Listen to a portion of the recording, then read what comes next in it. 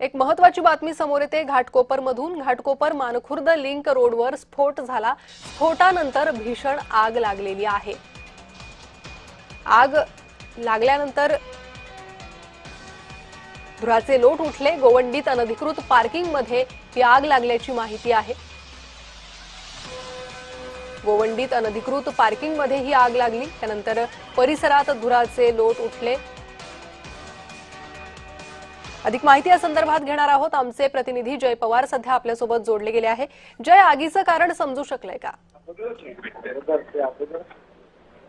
आगीचं कारण आपण पाहिलं असेल तर अजूनही अद्याप त्याचे स्पष्ट झालेलं नाहीये। मात्र गोवंडी येथील एका अनधिकृत खरतर पार्किंग मध्ये ही संपूर्ण आग लागल्याची माहिती समोर येत आहे। गोवंडी येथील एका बेकायदेशीर पार्किंगच्या ठिकाणी सीएनजीच्या सिलेंडरचा जो तो स्फोट झाल्याने ही संपूर्ण आग लागल्याची घटना समोर आली। घाटकोपर मानखुर्द लिंक रोड आहे या संपूर्ण परिसरात ही आग लागल्याची माहिती आता समोर आहे।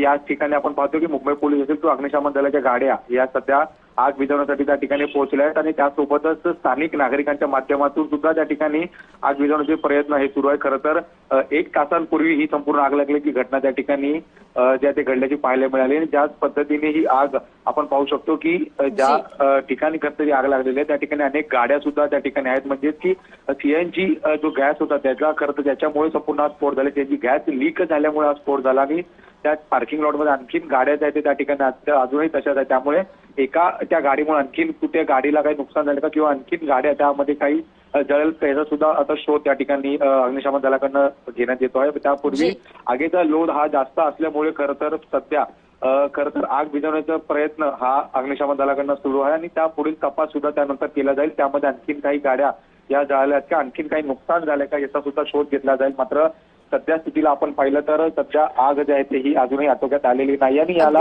विझवण्याचं काम हे सध्या अग्निशमन दलाकडनं युद्ध पातळीवरती सुरू असल्याचं पाहायला मिळतं। त्यानंतर अधिकची जी काही माहिती आहे या संपूर्ण घटनेची, नेमकी ही घटना कशा पद्धतीने घडली, ती सीएनजी गॅस ही कधी लीक झालं किंवा कशा पद्धतीने लीक झालं याचा सुद्धा शोध जो आहे तो मुंबई पोलीस असेल किंवा अग्निशमन दलाच्या माध्यमातून घेण्यात येणार आहे। अगदी जय, धन्यवाद या सविस्तर माहितीसाठी।